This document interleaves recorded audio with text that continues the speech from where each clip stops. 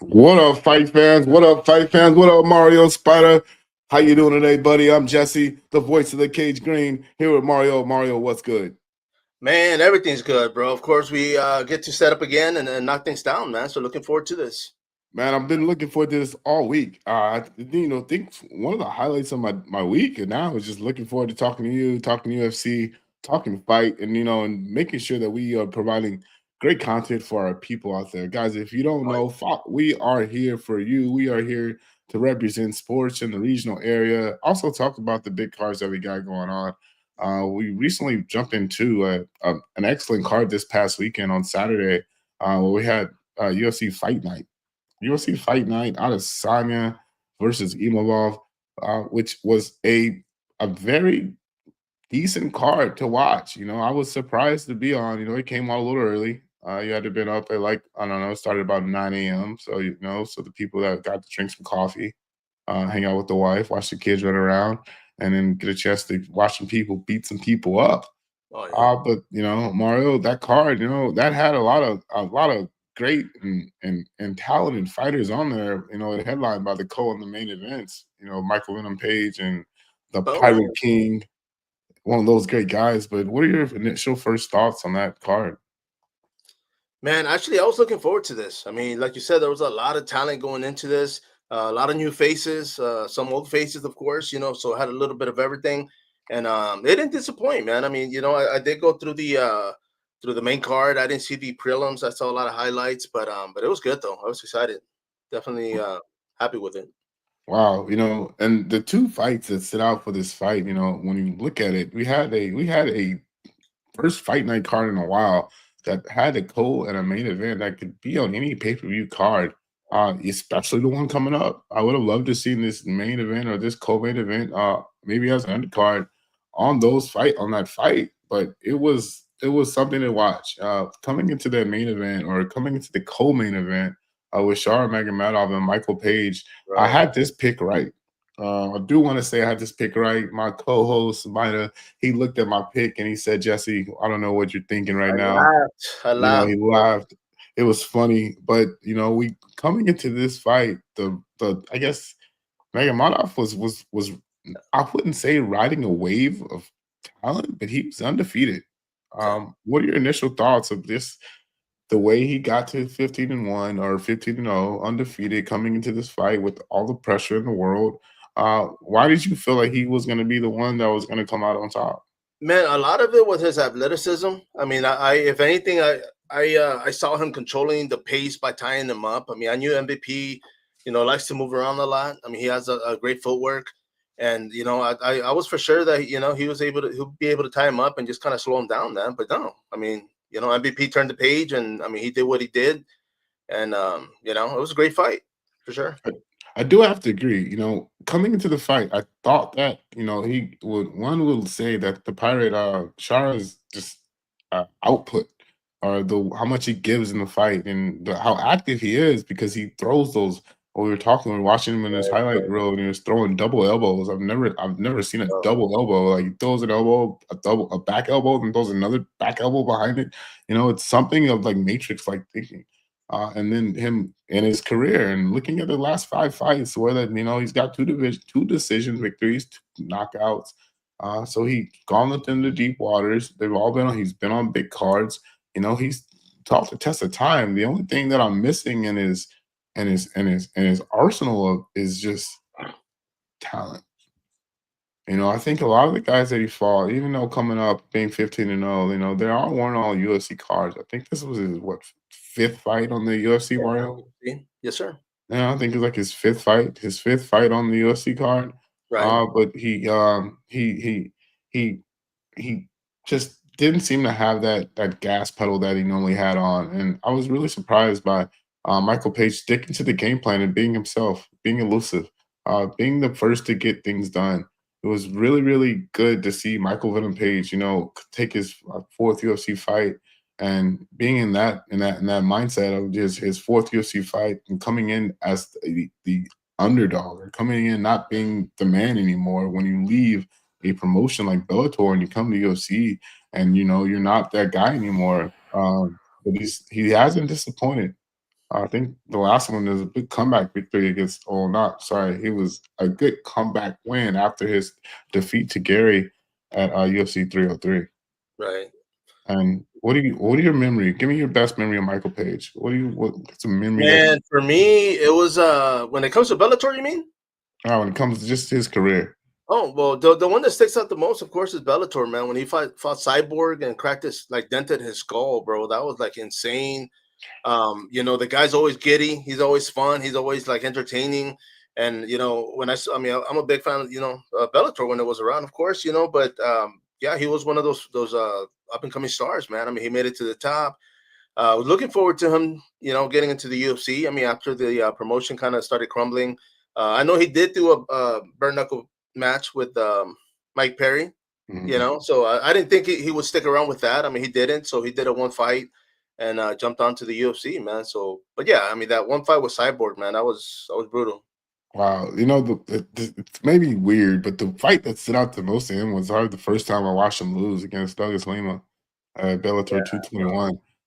Just the way that like and it was seen because like you see it do him all the time because it's like he every time he punches, he throws his whole head in first and then he throws his punch. But it's like weird because Lima did that and totally knocked him out.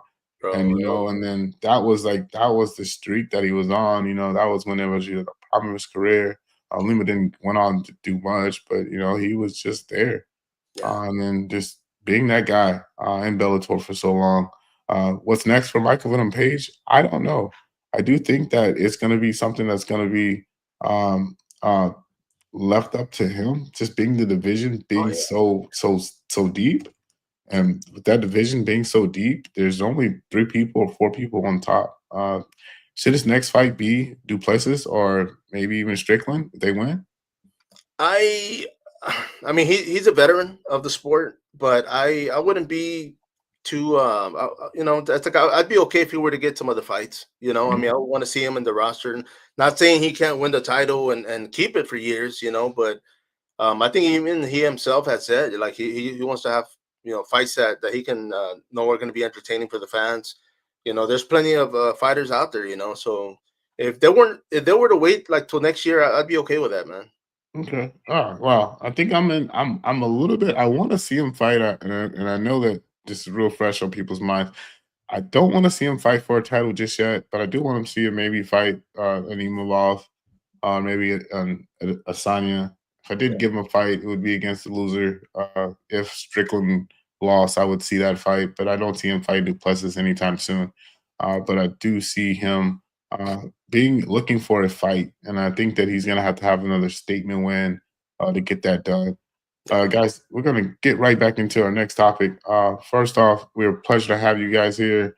It's a pleasure to be here. Please follow us on all of our social medias: Off Script Sports on Instagram, Off Script Sports on Facebook, Off Script Sports on Twitter. Guys, go ahead, follow us on all social medias. Guys, we're here for you. We're here to see you grow, and we want to see you just talk about MMA. It's good to have people in the region that want to cover you. So if you do have a fight coming up or you want to talk fight, messages, send us a message on Facebook. We're always answering the phone. We do want to make sure that we feature fighters and give them that opportunity to grow. Which leads us into one of our next topics, which is going to be which UFC champion is under the most pressure in 2025. Mario, who you got? Who do you think's under the most pressure in 2025? Man, I'll take the champion at 170, bro. I'll go with Bilal Muhammad. I love the guy. I mean, this next fight coming up, I mean, I think he'll defend it. I'm not putting them out, but I just think because he's not marketable. The Hmm. UFC tends to kind of pull a lot of those fighters Hmm. away. If he loses the fight, I mean, I don't see him staying in the limelight. It's just he's just one of those fighters, man. I mean, I know in the beginning, I mean, who was it? Mighty Mouse. I mean, when he went to Yeah. one, I mean, of course they couldn't market the guy, but yeah, I mean, I would go with the 170-pound UFC champion, man. Wow. I think it's not a tough, it's not a hard one, but I think the boogeyman in the room of the champion who may not end the champion or may not end 2020 or who has the most pressure When I think about pressure, I think about just someone who has to defend their title. And the one that stands out is the boogeyman in the room, John Bones Jones at the heavyweight. I think that he's under the most pressure because he has not necessarily, he has basically the most to lose. You know, he has an interim champion in his division. You know, he hasn't got, he has his legacy. He hasn't, most many would say that an undefeated record. The Yeah. 12-6 elbow is a legal move now. So I mean, is that lost there?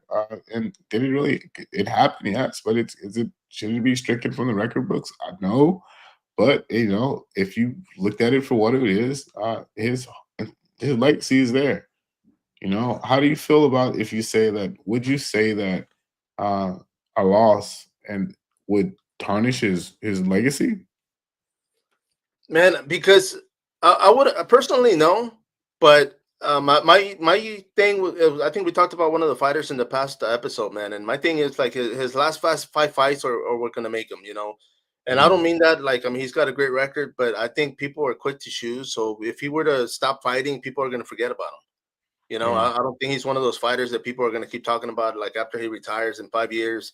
I mean, he kept the title for so long, bro. I mean, he stayed in the limelight for so long, went to heavyweight and dominated, man. So he's just like mm, one of those fighters that people love to hate. And, unfortunately, if he were to lose the title and they do away with him, I don't see many people waiting around. Look at a lot of the past fighters, man. From the 170. I mean, titles changed hands so many times. Can you yeah. name the past five, welterweight fighters? I mean, can you name the past, 185 Far jumper, fighters? yeah. Yeah, It's tough just because like you said, the division is just it's a rotating door. But yeah. do you think that the rotating door could come from just talent? Is it just the evolution of the sport? Is it just because so many people, not anybody's able to fight, but that the I road to would the top, say it's in this day and age, man. It has to do with marketing. I mean, of course, the talent is there, but marketing is big. From regional promotions. I mean, they get fighters that sell tickets because they want to make money. They want to put Mhm. asses on the seats, as they say. So, but yeah, talent for sure, man. But I mean, marketing that's got to be big. It's a business. If a sponsor sees you and they're like, you ask them for sponsorship, first thing they're gonna say is, "Oh, how many followers do you have? Yeah, Where's your I platform?" agree. So, Totally but yeah, agree. And I think that may be why you even mentioned Muhammad, just because his fight style is just not aggressive. oh, right there, I had to drop him on there, man. Remember the Boom. name, brother. There it is. He had a good one. I like Bahal. And I think the number three or the third person, ESPN came out with a list and they had Torpia at number three. And I think he's at number three just because this division is just so thick with Facts, bro. talent. Facts. Like there's so much talent in that Yeah. featherweight division that any of those days, on any given day, any of those guys could walk around with the belt. And when you're walking around with four names, you got Volkanovski, Max Holloway, you have the champion. You have, and then we're three fighters deep, and we're like, we haven't even mentioned a fighter that is new. Like Yeah. we still got to get to the young cats. The young guys are just fighting at the bit, like Torpia, just to And have that waiting. chance. A lot of Um, them in the regional promotions, bro. There's a lot of talent at that weight class, a man. So yeah, lot. It dangerous. may be it may be the new like welterweight division, just because that division is just loaded with talent of people that want to fight. They got a ton of bangers. They got things that people want to see, and I'm really excited to be a part of those types of deals. Oh, But yeah, so we leave it to that. We're gonna leave. We're gonna mark it down. Go ahead and book it. Mario's 2025 champion to watch out for, a champion that has the most to lose is going to be Belal Muhammad. And I'm going to go with the John Bone Jones to see if his title is stripped. Is it he defends it? $30 million is a lot, but we'll stay tuned and we'll keep it marked for those in the next episode. All right, guys, we're going to keep it moving. But first, we want to take a second to mention a card that we got coming up this weekend. Mario want to talk about the Invicta card. yes, I wanted to plug it in. And I was gonna say, let me say first off, man. I mean, I know they've had promotions. I think they had like 4 events last year, but ever since the UFC started getting female fighters in the UFC, because that wasn't that far long when Dana was like, he didn't want any female MMA fighters, man. So that changed. He basically took all the fighters from Invicta. I mean, So with that being said, man, I mean, of course, this is one of the bouts on the card. This is happening this Friday in Invicta FC 60, going down in Atlanta, Georgia. We have a Texan on the card, of course. And I just wanted to plug it in, man. I mean, Amber Medina, she's training, I Nice. believe, out of Boston, man. But the card itself, I just want to throw it out there. I mean, let people know that, the women's division is still hot, man. I mean, there's still a lot of talent coming up. So keep an eye Wow, out. yeah.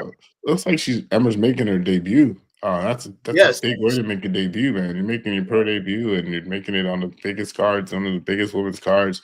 It Go shows a bigger. lot of talent in San Go big or Antonio. go home, man. You're absolutely right, man. Go big or go home. That's one of the things that go. We wish Amber well at Invicta FC 60. Guys, if you tune in to Invicta, support women's fighting. If you're in Atlanta, go ahead and stop by. If you're looking to watch the fight, it's going to be broadcasted on CBS Sports Network. You can go ahead and look for that on your regular TV or go ahead and watch it on UFC Fight Pass. But moving on to the next topic, we do want to talk about talent. And we were talking about in our pre-show, we were talking just about fighters and when it comes to the end of the road.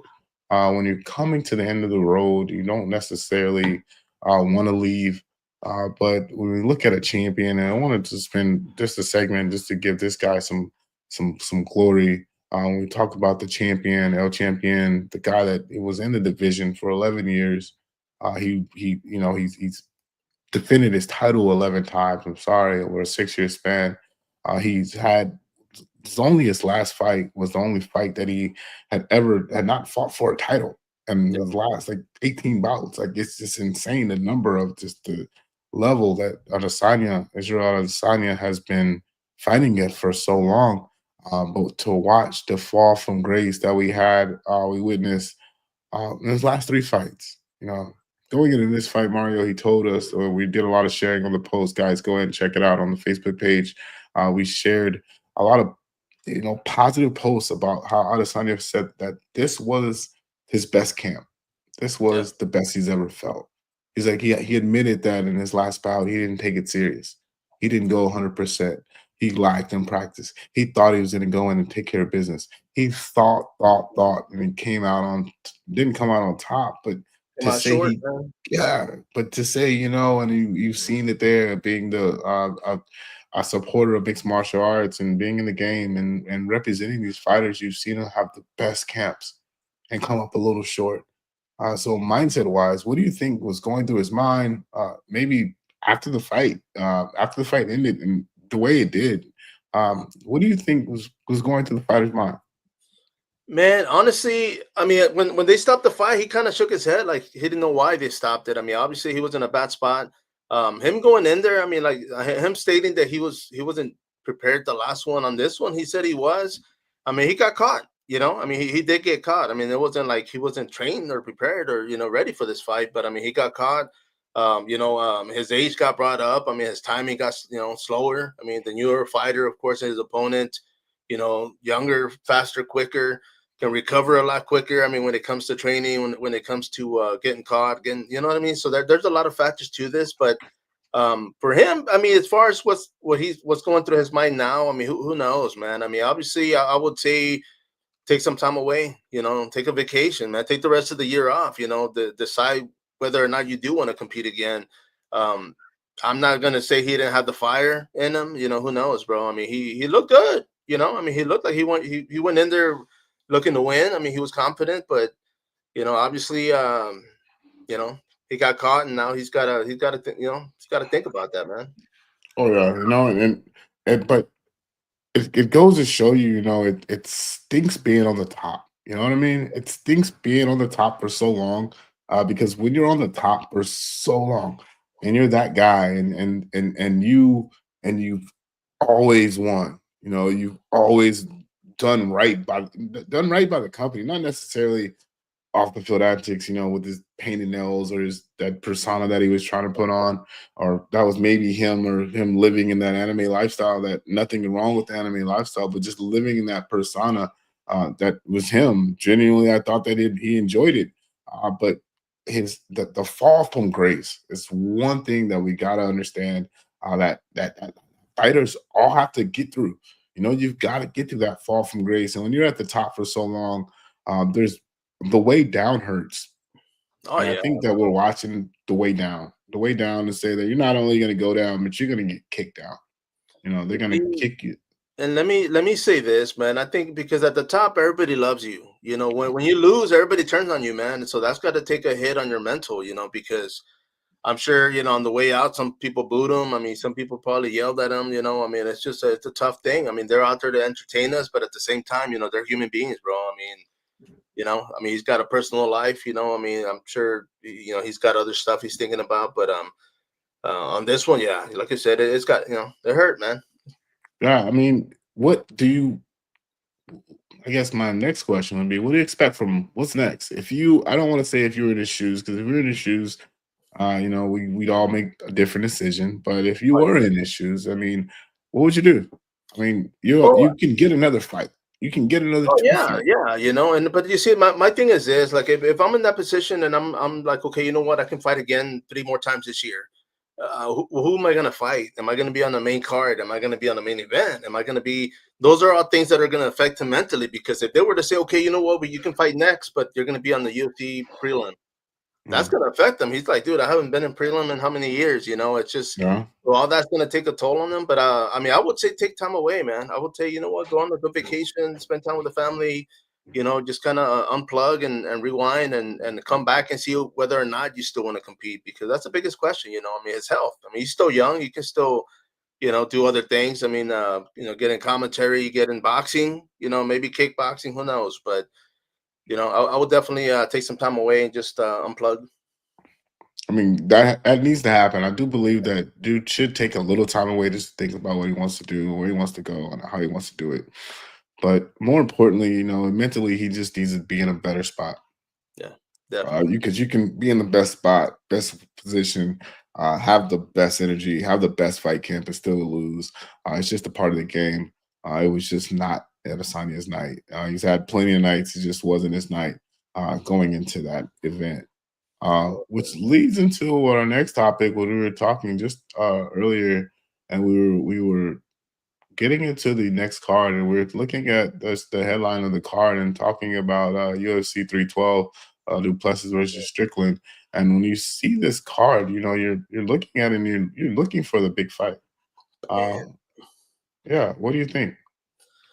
Man, I'll be honest with you. I'm not a big fan of either fighter. I mean, the main Mhm. event, the title holder, Strickland, great guys, tough athletes. I mean, they both whoop my ass on a bad day. On a bad day for them. I mean, they can whoop me any day. But Mhm. but I'm not a big fan of either, man. I mean, I think on this one, a lot of it is just going to be for the most part hype. I mean, when it comes to the title holder, of course, and Duplessis. I mean, he's going to fight in his home turf. I mean, he's going to be out there fighting. He's not going to fight away from home, man. So it's gonna be different. Yeah. When it comes to Strickland, I mean, this is a rematch, so there's a lot of personal stuff going on. I mean, a lot of emotion. They're just selling the fight for what it is. I mean, like I said, I'm not a huge fan of either guy. I definitely, I'm a fan of the sport and I support everybody. But on this one, it's one that I'm not really, looking forward to, man. I mean, the card itself isn't nicely stacked. I mean, it's just there's a lot of tough fighters, up and coming fighters. So definitely looking forward to them in later this year to improve and get better. But for the main event, I mean, I well, I'll say this. I mean, when it comes to who's gonna win, man, I would go with Strickland on this one, bro. I'm gonna throw that out there. Nice. I like it. I like it. I like Strickland. When I'm looking at this matchup, I do have want to bring up just the path that Duplessis take to be in position to even have the title. He came up as a bad guy. Yeah, He wanted everybody to know. He wanted to be a boisterous person. You did not scroll a page without him giving out a statement, him making a video, or him doing something just to hype up or build up the hype, just get his name out there. yeah, I haven't heard much from him this camp. He's been really quiet. Whenever they always tell you the guy to watch out for is the quietest guy in the room. The loudest guy in the room is probably not going to do much, but the quiet guy, and Duplessis has been that quiet guy this entire camp. Is something. Sean Strickland's been on TV. He's working out with Nina. He's He's telling people how he wants the fight to go. But I do believe that if Sean Strickland hasn't worked on his ground game and his ground game hasn't evolved, Duplessis is gonna take him down. He's gonna maul him, and he's gonna end the fight. There's not much to be said. To be the champ, to be the champ, you got to beat the champ. And the champ is a damn good grappler, damn good wrestler, and he's done things to people that doesn't normally do it. So I do think that Duplessis is gonna, and still, I do think that I love the American. I love Sean Strickland. But if the game goes to where the game he's not comfortable and he's not comfortable on the ground, you can't just develop a jiu-jitsu game in 3 months. Doesn't Nice. happen, especially on this stage. That he wants, if it's a banger and Duplessis wants to bang, which I don't think he wants to do because you No, obviously saw last time his face looked like a beat up pinata. no. Just It was because part of you it, know man. who won the fight. Like what happened? I won the fight. What'd you win? You won. He got his face painted, and that need to be said. That that's scary. It's scary to think that it's there. It's scary to think that Duplessis is quiet. It's scary to think that this could go down as either a barn burner or a complete bust. But I think in Duplessis' sense that it needs to be something that draws more eyes. This is his biggest foe right now, and so do I want to see a third fight if Duplessis wins? Probably not. No, But that's not good for the division. no, no. You see, and I was gonna say you had mentioned you hadn't heard anything from his camp, but he did go off on Khamzat Chimaev, man. He talking about him leaving his homeland and going outside to I guess he's in Abu Dhabi. He was training out there, but he went off on him, calling, saying that he was out there hanging out with the dictator. And Oh, the UAE. you mentioned earlier Strickland was being the bad guy. I think it's just him, bro. Honestly, man. I mean, I've seen his videos, and Not the. I've I heard don't his want to say rant. the bad guy. I want to say that he was the guy that's just out in the Right, public's eye, right, yes, right? Like he's the guy that's walking around with his chest out. He's the open one telling mind. people how he's not gonna win, how he's gonna win. Not necessarily the bad guy, but he is the guy that's and maybe that's just because we're in the States. It could be just a state thing. I don't think it's I think it's a little bit more than that. I think that is just because Chandra Strickland, like you said, he is that guy, he is that dwarf, he's a goofball. He wants to have fun. He likes having fun. That's no point in the world. To be so relaxed could come to an advantage for him. I wish him well. I do think that it's gonna come into it. But there and again, we're split on it, so we'll see what happens. I do think that Duplessis will be and still the champion. When the fight goes to the ground, that's what we'll get to see. It may not be an exciting fight, but it'll be a fight that can be dictated based on how the fight goes. And then goes one way on the ground, on standing up, Strickland's gonna take it. On the ground, Duplessis got you. Which goes into the co-main event. The co-main event of the evening is going to be between The champion. Champion. I can't. Oh my man, Jesus, sorry, I lost my page.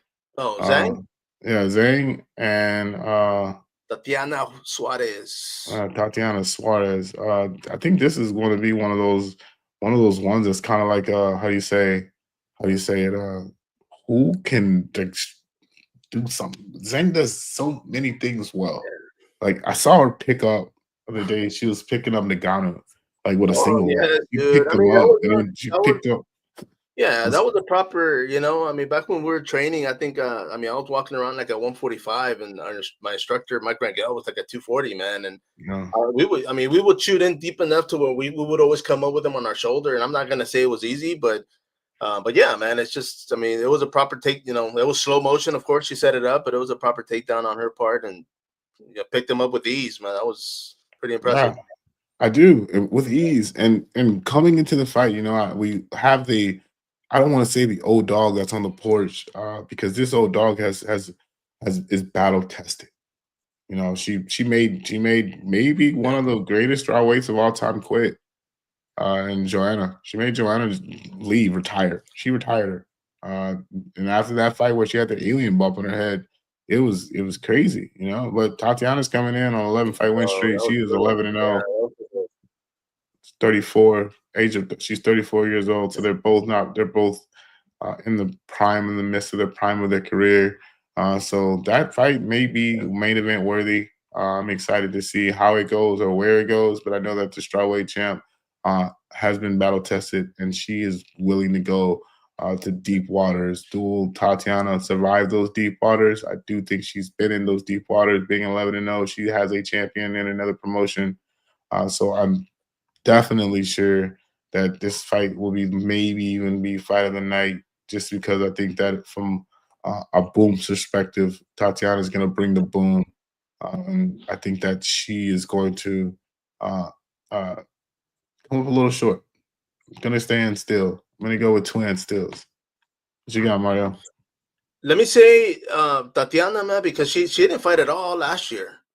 I know she Mhm. had a couple of canceled bouts. 2023, she was busy. She's actually out of Rancho Cucamonga out in California, bro. And when I saw that, I was like, dude, Gladiator Challenge, bro, from back in the day. I still got some VHS tapes, but she came out through that regional promotion. I mean, she is undefeated, so of course, she's got potential. She's got the talent. She's got the technique. My thing is, her, not to say she didn't train all last year, but I mean the fact that she didn't get to compete, man. I mean, we talked about the cutting weight and making weight, and all the strain that it takes on your body and your brain, because every time you dehydrate, it gets worse, man, or it's brutal, but this is going to be interesting. I mean, her coming in here undefeated, the champ, of course, Zhang, prepared. She's been through hell and back. She's lost the title, gained it back. I mean, she's got a lot of experience. The fact that they're both fighting, well, Tatiana fighting outside the U.S., that's another one for me. Like, is she going to be able to cut weight, fly out there, be healthy, stay healthy, and be able to hydrate properly, man? So, Absolutely. There's a process of going down under, traveling across the sea, going to a whole different continent, totally different time zone, you're going to the future in most instances. Most instances until you get over there and get adjusted. So it's really good to see maybe hopefully Tatiana and her camper. I'm sure they've been there for a couple weeks.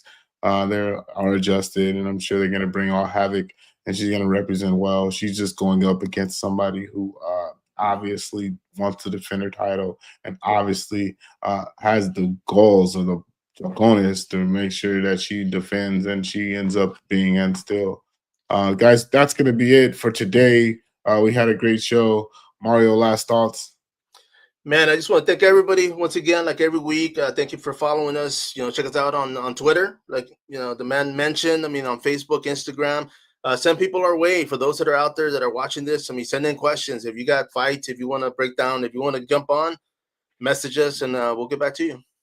Absolutely. Thinking about jumping on, guys, we got a special guest that we got coming on the show here in the next 2 weeks. Next week. Hopefully, we get on next week. We're going to bring on a champion, two U.S. people, two kids or two young athletes that are representing our country at the USA Muay Thai Olympics, the Muay Thai trials in Mexico later on this, I believe in a couple months. They should be getting out to do that. We're gonna go ahead and bring on those two champions that are gonna be representing them. They're out of Satori MMA in Victoria, Texas. Guys, if you haven't heard, that's the place to be. Victoria, Texas has a ton of places to train, a ton of places that develop, a ton of places that they want the best for all their kids. They're a great gym out there. So I think they've been voted best of the best in Victoria for the last 2 years. So Satori MMA, we look forward to getting with Brandon, getting with Bo and Bella, and bring them on the show and just talking about that journey for just representing every kid in that region. Guys, we represent USA is on their back. Team USA all the way. They'll be representing our country in Mexico at a USJ trial. That's Yeah, life changing stuff, guys. So huge. send some support that way. Satori MMA donations, anything to help the kids grow, to help the Sponsor. kids camp go easy. Earlier today, follow Bella on social media. Bella underscore the monster, and just see like she's just such this humble kid, and she's just like I'm. And she was in a spat with Brandon, her coach, today, and she was talking about how, like, I don't know, these other guys are world. So she's like, "Oh, you're going against world class athletes," and she was like, supposedly I'm world class athlete too, so it doesn't really matter. So she's they're chomping at the bit to go out there, compete, represent their country, represent their city, and represent you, the fans. Guys, it's been a great time. It's been a pleasure. We can't wait to see you back. We can't wait to hear from you. We're out. Yes. Next time.